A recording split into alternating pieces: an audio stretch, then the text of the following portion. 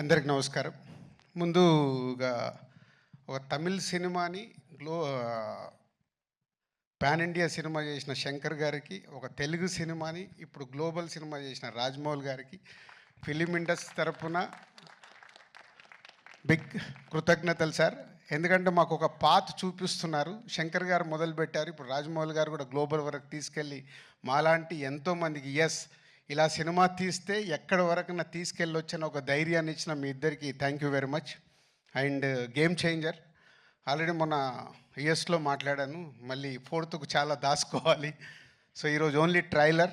So Shankar గారి vision ఒక్కొక్క స్టెప్గా చూపిస్తూ వెళ్తున్నాం. వారి ఒక్కొక్క పాటలో ఆ గ్రాండియర్ కానీ, వారు చూపించిన మూమెంట్స్ సాంగ్లో చేసినవి కానీ, లిరికల్ వీడియోల ద్వారా కొంచెం కొంచెం సాంగ్లో ఇస్తూ వెళ్ళాం. ఒక టీజర్ ఇచ్చాం, ఈరోజు ఒక ట్రైలర్ వరకు వచ్చాం. సో ఇది ఇంకా నా లెక్కన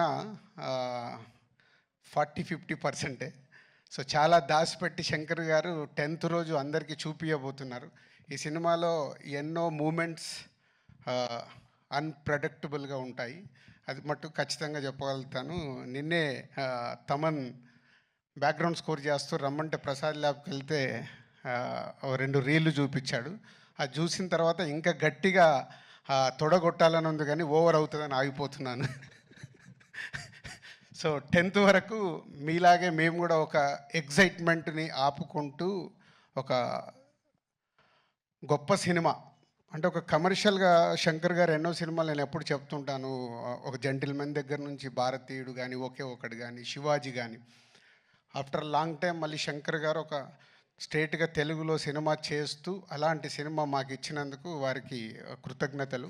and Ram Charan global star, RRR తర్వాత ఒక గ్లోబల్ స్టార్ హీరోతో చేస్తున్నందుకు, ఈ సినిమా రిలీజ్ తర్వాత రామ్ చరణ్ గారు ఇంకా ఇంతింతై వటుడింతైలాగా పాన్ ఇండియానే కాదు గ్లోబల్ అదర్ కంట్రీస్లో కూడా చాలా అప్రిషియేషన్ వస్తుంది.